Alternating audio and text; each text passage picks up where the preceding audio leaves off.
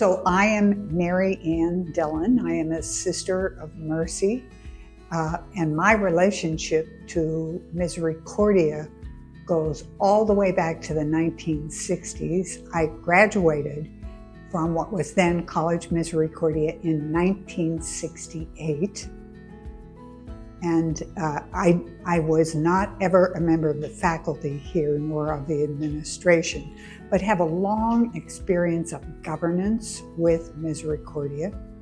So in 1979, when I was the leader of the Sisters of Mercy in the Dallas-Scranton region, I served in a relationship with the college, which we then called the members of the corporation. This pre-existed the Conference for Mercy Higher Education, and it was the way in which the Sisters of Mercy governed, had some control of Misericordia. So as the leader of the Sisters of Mercy at that time, I was the president of that corporation. So from 1979 to 1986, I served in that role. The members of the corporation was a board above the board. It was a board that had certain what we call reserved powers. So the power to change the mission of Misericordia, the power to approve the appointment of the president, the power to borrow money above a certain amount, and so on. So there were certain reserve powers. In that role then, I came to know Joe Fink, Mike McDowell, and everybody in between who served as a president of Misericordia. Some of the changes that occurred at Misericordia between, let's say, 1979 and 1990, with which I was in some way involved. The shift from a sister president to a lay president, and Joe Fink was the first lay president, very significant. The inclusion of men as full-time students at Misericordia, including living in the residence halls and so forth and so on.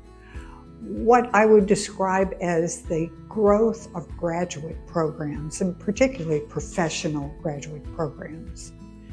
And then I would say the other significant piece, as I recall this, was the expansion of the college itself into a, quote, university.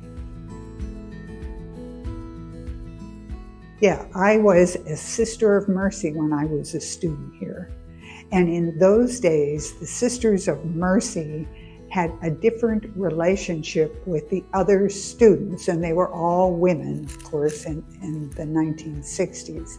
So I recall, I don't have memories of living in a residence hall, of having relationships with other girls other than the sisters. The sisters went to class and always sat in the back of the classes and actually filled in classes when there were empty seats.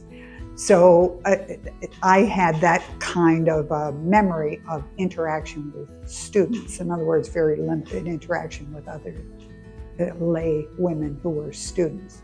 I remember great faculty. I remember Sister Regina Kelly, for example. I remember Louis Manginson. I remember Dave Payne. I remember Sister Colette, who taught French here for a period of time. And all of those, and many others, but those faculty members were great teachers. They were inspiring. They were tough in their own way. And certainly my education at Misericordia prepared me for the graduate work I've done since then. It has endured in its effort to incarnate the key values. So mercy, justice, service, and hospitality. Those key values, which quite honestly are shared with all the other Mercy colleges and universities in the United States. So it's special about Misericordia because I went to school here.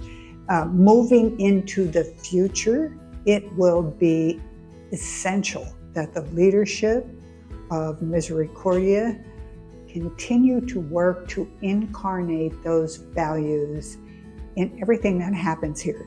Not just plaques on the wall, not just teaching first-year students, these are our 4 values, but really incarnating those values into curriculum development, into hiring decisions, and into all the systemic kinds of issues that leadership at Misericordia will need to take in the next 100 years.